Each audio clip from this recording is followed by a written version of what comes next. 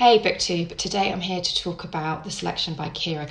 And for those of you who haven't read it, this book is a real love story and it's kind of a dystopian society where there are class systems, levels 1 to 8, and 35 girls are chosen at random to become potentially the new princess of Ilia. And our main character comes from caste 5, and her name is America Singer, and she is thrust into this palace and ripped away from the man that she loves in order to become a suitor for the young prince. So you kind of want to hate the young prince and you want her to get back to her love, but it doesn't work out that way. She breaks up with her love before she leaves, and the young prince Maxim is actually a really nice guy. So obviously she's heartbroken when she started, and you know that they're going to end up together. But obviously going along the journey with her to discover how her feelings change is really cool. And I love to see the arc of her character that way. I did wonder if she needed more of a flaw, because, you know, she was always the brave person helping the other girls. She was always so kind to her maids.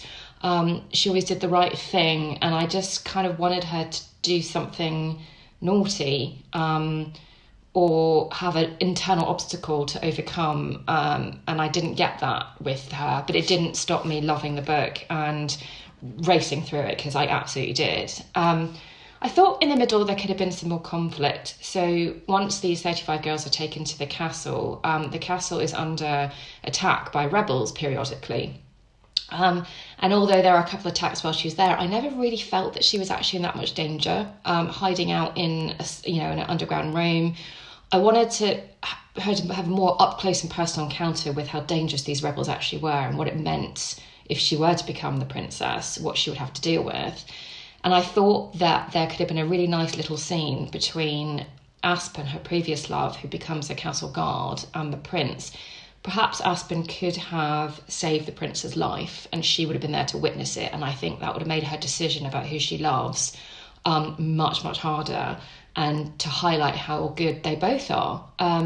So I kind of wanted a bit more conflict and just a bit more interaction, and almost the discovery of who Aspen is. Maybe that comes in book 2. I don't know, I haven't read book 2 yet, but I'm definitely going to, because I was swept away with this, and I read this in a couple of nights, and I now want to devour the entire series. And I haven't felt this excited about a book for a long time, actually. So yay!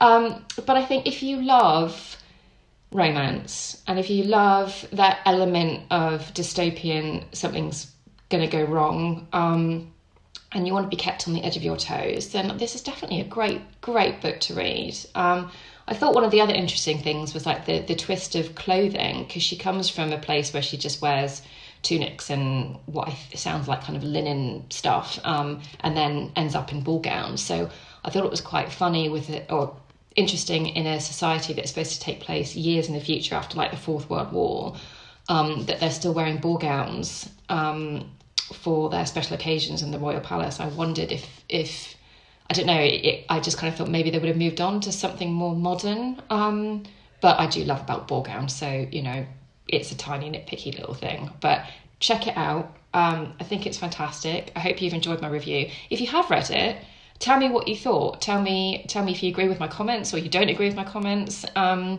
if you've read the whole series too, I'd love